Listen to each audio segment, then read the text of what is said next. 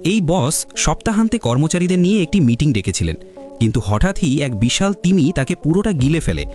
মিটিংয়ে বসা সব কর্মচারী শকে জমে যায়, কারোরই কিন্তু বুঝে উঠতে পারছিল না। তখন তাদের সামনে একটাই কাজ ছিল, পুলিশ আর ফায়ার ব্রিগেডকে খবর দেওয়া। ভালো খবর ছিল যে তিমিটি বসকে গিলে ফেলেছিল সেটা ছিল একটি হামব্যাক তিমি। এই তিমি নিরামিষভোজী, এর দাঁত নেই এবং গলাও এতটাই সরু যে আসলে মানুষের শরীর পুরোপুরি গিলে ফেলতে পারে না।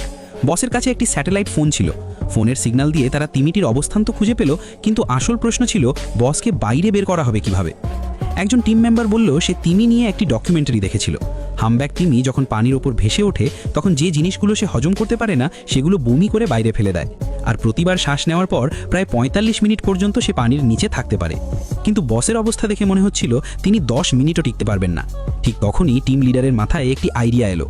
তিমি শব্দের প্রতি খুবই সংবেদনশীল, তাহলে কেন না জোরে শব্দ করে তাকে উপরে আনা যায়। তারা একটি ট্রাফিক কোন নিল, সেটাকে সাইরেনের ওপর উল্টো করে লাগালো।